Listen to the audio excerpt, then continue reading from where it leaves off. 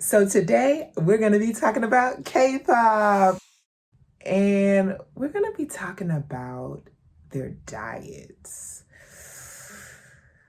Hold on tight for this one. This one's going to be a doozy.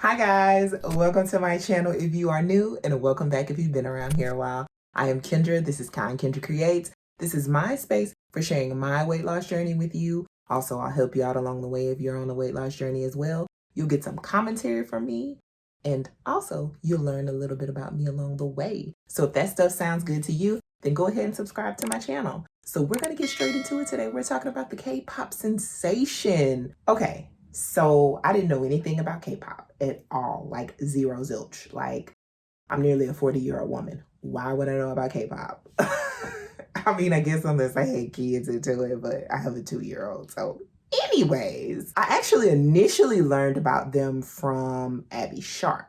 She is a registered dietitian in Canada. She has a YouTube page, all that good stuff. And she reviewed their suspected diets, because no one really wants to, like, I guess, put out there what they're actually eating and stuff, because it's very minimal. And that's how I first heard about them. Like, I had heard about K-pop or whatever, but I didn't know. I just knew it was some people singing and dancing. That's all I knew. So that's how I first heard about it. So when I saw Stephanie Lang's video pop up on my newsfeed, I've reviewed her before, so I'll be reviewing another of her videos today.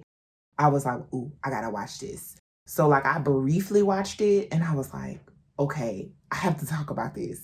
So we're gonna talk about it today. We're going to do a proper reaction video, meaning we're gonna go through the whole entire video. It's only about like 15 minutes. So I was like, okay, well, it shouldn't be too long. We'll see how it all works out. But I'm so excited to be doing like my full first like reaction style video. So we're gonna do it today. And we're going to talk about it. Hopefully you guys will be entertained, learn something along the way. And always remember that it's always good to get other people's perspectives about things that don't necessarily apply to you, because they can always somewhat kind of relate to your life or help you relate to other people's lives, because they're not eating a lot. I eat a lot. They're not eating a lot, but they are suffering from disordered eating. And like I talked about in my review on Jeanette McCurdy's book, watch the video if you haven't, she suffered from going back and forth between overeating, undereating. She ran the whole gamut on her disordered eating styles. So without further ado, here we go. So it's called K-pop Body Culture is the Grossest Thing I've Seen in a Long Time. I live so far under a rock. I basically live under a boulder. So I didn't really know what K-pop was all about. I knew it had something to do with music. I knew it had something to do with Korea. I knew the girls were beautiful, and that was about as much as I knew. Then I started getting inundated with comments under my YouTube videos asking me to make a video all about K-pop and the unrealistic beauty standards that K-pop promotes. And I was like, how do? You know what? I'm just gonna have to delve into it. I'm gonna have to start researching and figure out what all this is about. And so I did. So for those of you who live under my boulder with me, what is K-pop anyway? K-pop is short for Korean popular music, a genre that developed in South Korea and rapidly took off all over the world. K-pop is huge, dominating TV dramas, influencing the skincare industry, and blowing up the music charts globally. And honestly, I can see why. The music is upbeat, it's catchy, and the K-pop stars are ridiculously talented. They manage to sing, dance, and act to perfection, and they are so gorgeous. There is a lot of good when it comes to K-pop, and as such, K-pop has billions of fans worldwide who literally live and breathe K-pop and are super immersed in the whole culture of K-pop. But On this channel, we focus on beauty standards and breaking through the bullshit. So that is what we're going to focus on in this video. So why exactly was I essentially grossed out by what I discovered about K-pop and beauty standards? So let's start with the obvious. Let's start with the K-pop idols. A K-pop idol is an artist within the K-pop industry, and usually these idols can do everything. So they model, they act, they sing and dance, and they are extremely talented folks. Now here's where things get interesting, and essentially it's at the very start of the K-pop idol's career. In order to be a K-pop idol, young hopefuls, and I'm talking like young children, are sent to what's known as training companies. These training companies are also sometimes known as child pop star factories. These children who want to one day be a K-pop idol live in these pop star factory houses. They learn to sing and dance and act and do all of the things for brutally long hours every single day. Okay, stop right there. So I would be really scared to send my child to something like this. I'm like, I don't want to crush your dreams, my child, but people do all kinds of stuff to young children. Like, I would be so scared just to drop my child off and be like, oh, here you go, my child. Oh, that's so scary. They are under strict contracts, so they can't always see their parents when they want to. They can't just leave when they want to. It's a whole big hullabaloo, but that's not even the worst part of it. I shall get into the worst part of it in a second. Now, beauty standards are entwined with K-pop idol culture. Unlike with other musical genres whose bands may include a bassist, a guitarist, a lead singer, a drummer, in K-pop bands, they have another role, which is known as the visual. A visual? I was like, what does that even mean? Well, according to articles, K-pop entertainment companies realized that the key to a successful K-pop band was to ensure that each band had a good mix of individuals with different characteristics and fan appeal. So you'd have the good singer, the good dancer, the nice one, and the good-looking one. The role of the visual in K-pop is to be the face of the group. So usually that means that the most attractive band member is chosen for this role. To be fair, even though the role of visual isn't exactly official in Western culture, it still actually is a thing. For example, you've got Nick Carter in the Backstreet Boys, Justin Timberlake in NSYNC, Beyonce in Destiny's Child, Nicole Scherzinger, Pussycat Dolls, Harry Styles, One Direction. They, to me, would all also be examples of a visual in a band. So it's not just a K-pop thing. So examples of visuals in K-pop bands would include Jisoo is a visual of Blackpink, and she certainly gets her share of endorsements and campaigns. Like, she is literally a Dior ambassador. Xiuyu is the visual of the band Twice,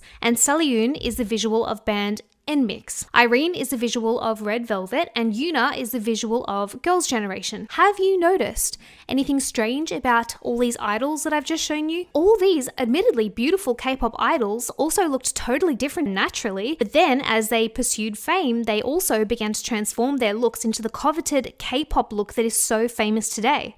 So what the fuck happened? I heard this about them, that they have to look a certain way, and they do it like at all costs. Like, whatever diet you have to be on, whatever surgery you have to get, like, they don't care. They just do it, because if they don't do it and they don't have the right look, then they won't get the job. Or either they'll get the job, but they won't keep them on because they don't have this certain look. And it just makes me wonder, like, why is this continue to be perpetuated?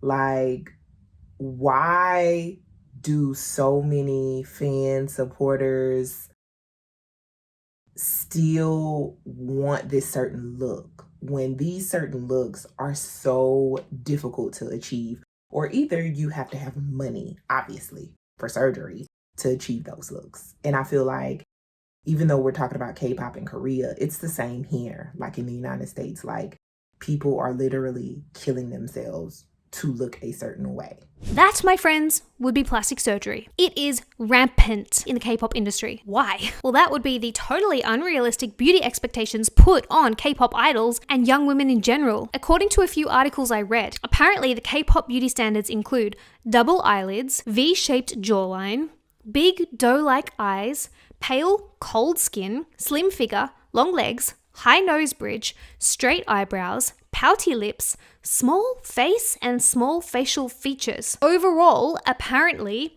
The Korean or K-pop beauty standard is to look innocent. According to an article that I read on the website thevoo.com, which I will also link down below, a small face is considered pretty because it makes you look like a child and thus younger.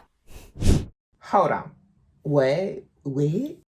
I don't understand. Like, I can understand why, but why though? Like, why is your beauty standard to look like a child?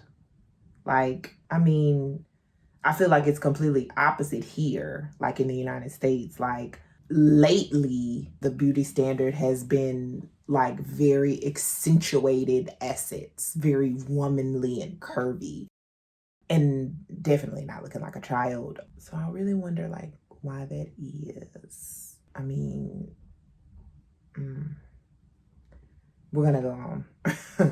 I thought that was odd. So because of these strict beauty standards, this has led millions of women to undergo plastic surgery, in particular chin and jawline surgery, in order to achieve that V-shaped jawline. And it's strange because in Western culture, the opposite is considered the beauty standard. So in Western culture, a strong jawline is coveted. And women literally have filler injected into their jawline to create a bigger, stronger looking jawline. And it doesn't stop there. The rise of surgical nose jobs has been exponential, with women seeking surgery in order to achieve that small, high-bridged, pointy nose. So in order to fit in with K-pop beauty standards, one must also have small lips. Seems very different to what we're used to in Western culture, where essentially the bigger your lips, the better. In K-pop, bigger is not necessarily better. K-pop idols are expected to withhold the innocent look, and with that comes those big doe-like eyes. Unfortunately, for lots of women, their eye shape is not naturally like that. And if you happen to have monolids, which is really, really common in some countries, it is considered under these beauty standards a flaw, which in turn has led to millions of women undergoing double eyelid surgery. According to the website 𝐒𝐿 plastic surgery is as common for teens in Korea as it is for teens getting their driving license in America. Apparently, gifting your children plastic surgery for graduating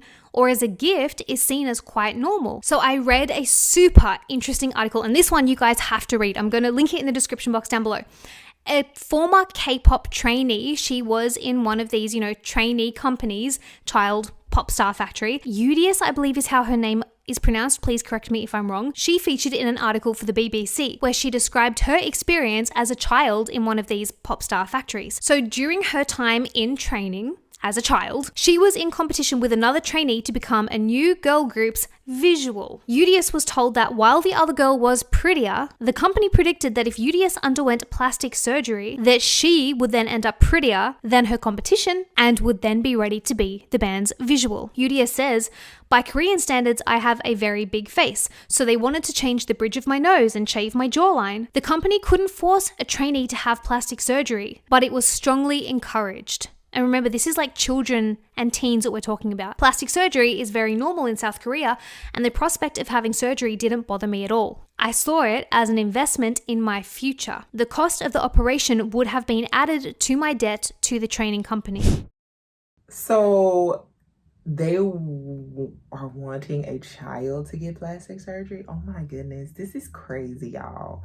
Like, I know that here in America, from what I've heard, is that most plastic surgeons will not operate on children unless it's like some kind of facial reconstructive or something like that, from maybe like an accident or some genetic like type of abnormality or something. I mean, they're just giving them basically, structure as far as like to look, I guess you could say, to have it formed as if, that was like a structure or a body shape or something like that someone will be born with. But they don't like doing it on children, I guess, because children aren't developed yet. So you really don't know like how the body or the face or whatever is gonna like wind up shaping out to be. So I find that really weird.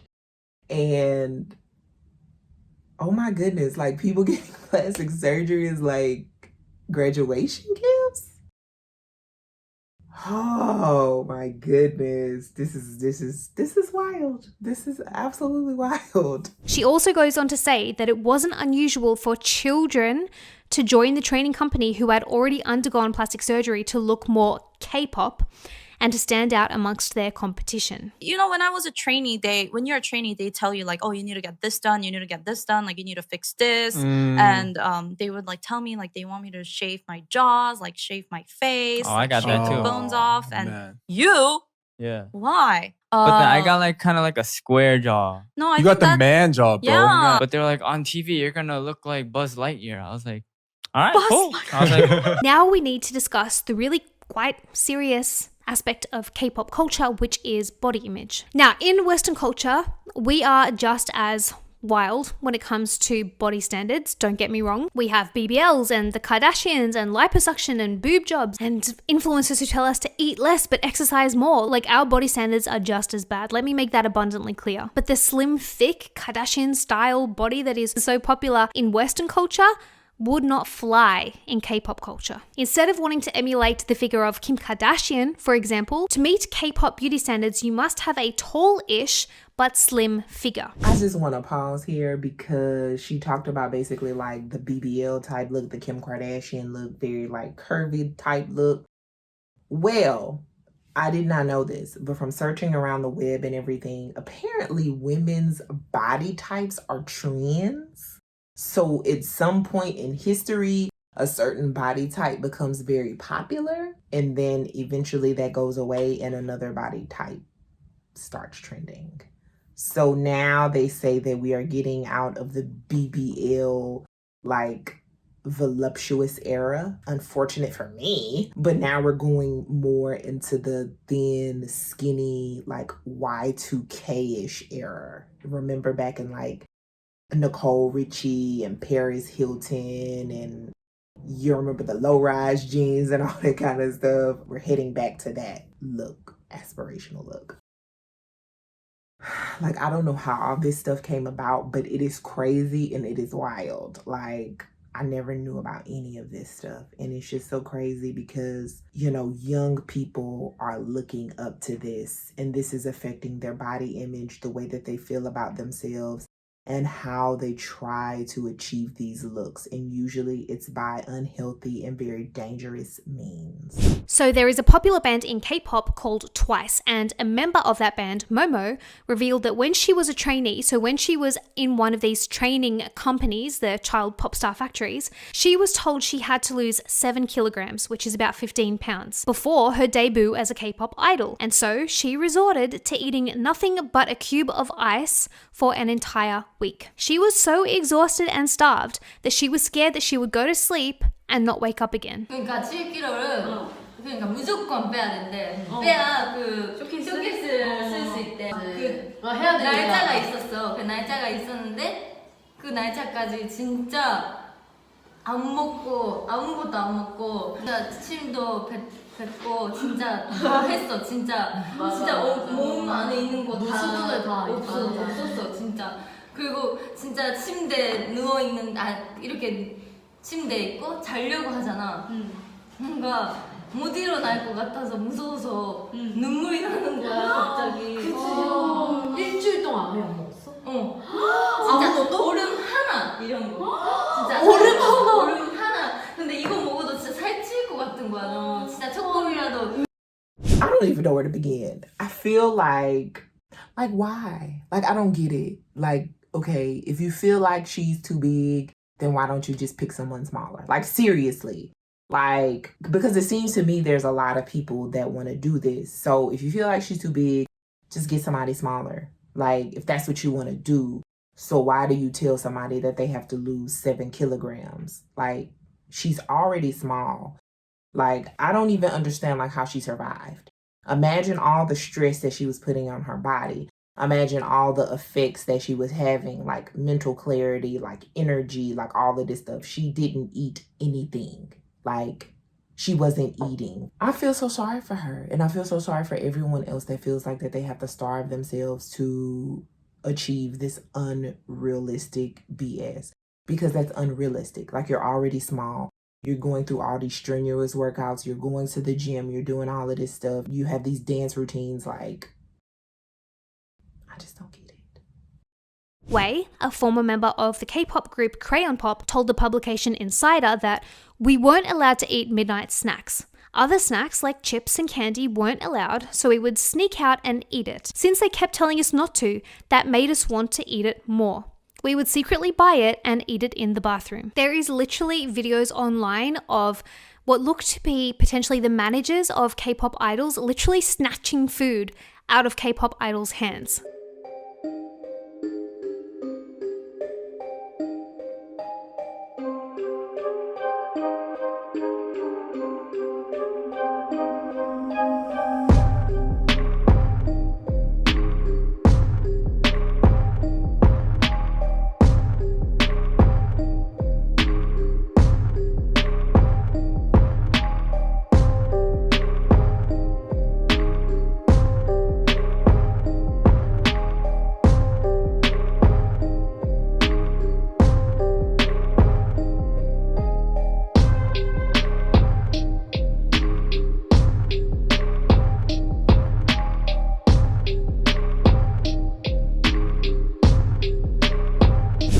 I mean, look at her face, y'all. Just look at, she looks absolutely freaking miserable. She probably hadn't had anything to eat that day. This was probably her first meal, something she snuck or somebody snuck and gave her something. I would so hate this for my child. Like, there's no way, knowing all of this stuff, that I would be like, okay, child, you can have someone starve you and overwork you and ruin your self-esteem and your self-worth and body image. Yeah, go ahead and be a K-pop idol. Nah, no, I don't think so. Add to that all the videos online of K-pop idols literally fainting from exhaustion and hunger on stage. It's a serious problem. According to that article that I mentioned earlier by Udius for the BBC, in her experience in the K-pop training camp, weight was a constant concern to all the children. She says everyone was required to be no heavier than 47 kilograms, regardless of their age or height. This is children we're talking about. Does this not just sound like a recipe for body image disaster? She goes on to say that the children would have weekly weigh-ins, like this is a normal thing in these training companies. The children would have weekly weigh-ins where the trainees' bodies would be analysed by the trainer and the child's weight would then be announced to everyone else in the room. If a child was over the designated weight, their food would be rationed. Udius says that sometimes punishment, my word, not hers, because to me it sounds like punishment, would be so severe that entire meals would be taken away from the overweight child and the child would be given just water instead. Is it any wonder that there are now so many K-pop idols or people who wanted to be K-pop idols who now suffer with serious body image issues? Udius goes on to say that many of the children trainees had eating disorders, which is not surprising, with some of the kids developing anorexia or bulimia, and because the female body needs a certain amount of body fat in order to balance hormones, lots of the girls lost their periods. According to people who have been through the K-pop training programs, it isn't uncommon for children to literally pass out during training, either from exhaustion or basically starvation. And these crazy body standards don't just apply to women in the K-pop industry. Like, I am so disturbed by that, like what I just saw. Like, people are like fainting and like passing out because they're either exhausted or they're hungry. Like, it's not a good idea not to eat. Like, that's never a good idea. Like, just water. So you're gonna ration children's food, or either you're gonna take children's food away and only give them water? Like, that's not a good idea. Like, I don't get it. Like, I seriously do not get it. This is a child. Their body has to be fueled because it's still growing. I'm blown away. Like, I really am, because I just feel like, I mean, like, they don't have like a nutritionist. They don't have like a doctor. Like, I don't get it. Like, okay, you don't want them eating candy bars and chips and cookies or whatever. Okay, well, give them a freaking apple. Give them something. Like, I literally don't get it. I think it's crazy. I think it's wild. And beyond that, like, what the hell is wrong with a bag of chips for a child or a candy bar? We're going to talk about the fellas now. We're going to talk about the guys, okay? BTS's Jin shared that he was previously malnourished as he only ate a total of 4 chicken breasts a day for a year with no other vitamins. BTS's Jimin also revealed that he had a diet of eating only 1 meal a day for 10 days. This is scary stuff. Then we have K-pop's Jan Won-young, who sparked concern when pictures of her performing on stage looking very, very thin surfaced. Her fans were rightfully worried for her health, as being that thin is not particularly healthy for most people. However, in saying that, her fans then discovered that those pictures had allegedly been photoshopped to make her look slimmer than she actually is in real life. However, this is the allegedly photoshopped image and this is allegedly the unphotoshopped image, and to be honest, she looks very, very similar in both. I mean, like, why even be concerned for her health? I mean, of course you want to be concerned for people. But the thing is, you are the one that's causing this because you want, and I'm talking about like fans or whoever, society, the audience, you are the one that want these people to look this certain way. Because I guess if they weighed more, you wouldn't go to their shows, you wouldn't listen to their music, you wouldn't buy their albums. So this girl feels like she has to look this way so that she can appeal to you. So now you're worried for her health. So what if she does gain weight? Then what? Are you still going to go to her shows? Are you still going to listen to her music? Is she still going to have her job? That's a good question. Probably not. Jang is reportedly about 5'8" tall, which is really quite tall. So I just hope that she is eating enough to fuel her body and that the pressure of being a K-pop star is not getting to her. This scary portrayal of what is attractive in a K-pop industry body is filtering down to K-pop fans. Like, have a look on YouTube for the I Tried the K-pop diet and you'll see so many videos by fans who are following in these idols' footsteps and trying out these crazy restrictive diets to achieve the K-pop beauty standard. I feel so bad for these K-pop idols and potential K-pop idols, these children in these training companies, because it just seems like although they will get the fame and the adoration of so many fans, at what cost? And who is looking after their health, both mentally and physically, of these K-pop stars?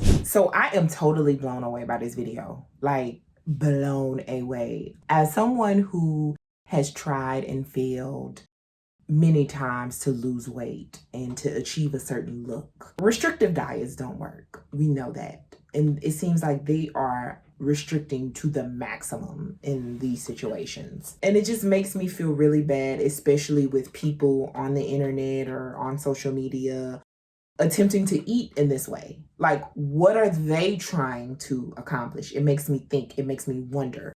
Instead of actually going about it a healthy route. And I can say this is not healthy. Not eating for days at a time, like, that's not healthy. Like, that's not even like me being judgmental or anything. That's not healthy. But she made a good point towards the end. And she says, who is looking out for them? Obviously, their managers aren't. I mean, to be honest with you, I don't know if their parents are. Because this is something that's so cemented in their society. It's like people have to know that this is what goes on in these training camps. So their managers are not looking after them. Their parents are not looking after them. Who is looking after them? Do they expect little kids to look after themselves? Like, and where do they go when it's all over? When they're no longer relevant, when they're no longer a K-pop idol? Like, when they probably have all these health issues down the road from their restrictive eating, their low caloric intake, their vitamin deficiencies and things like that. Like, where do they go when their body image is ruined or their self-esteem has been destroyed? Or what if they have plastic surgery regret? Like, I would love to hear more like retired idols speak out about their experiences and about what they went through, and also like if they're okay now, because this is so scary to me. And I feel like this happens a lot even in our society, as far as people looking up to a certain body standard and doing anything at all costs to achieve it. And I really hate that that has become the norm in our society. A lot of people talk about overweight, obese people and how they are unhealthy and what they're doing to their bodies. People can see that. But if you're in a normal size or you're, on the slender side, no one says, oh, you're unhealthy, even if you're achieving those looks by unhealthy means. People don't even bat an eye. They just congratulate you. Oh, you lost the weight? Excellent. You starved yourself? You did it. You lost the weight. So, I could be wrong, or I could be totally right, and I'm probably right. But I just really wish that society would embrace more body types and also would embrace being healthy over being slim. But those are my thoughts. I hope you liked this video. If you did, go ahead and give it a thumbs up. Make sure you are subscribed to my channel so you can see more commentary like this, because I'm going to be bringing it to you. And also, you guys, make sure that you spread kindness in a world full of hate. And I will see you on next time. Thank you so much for watching. Bye-bye.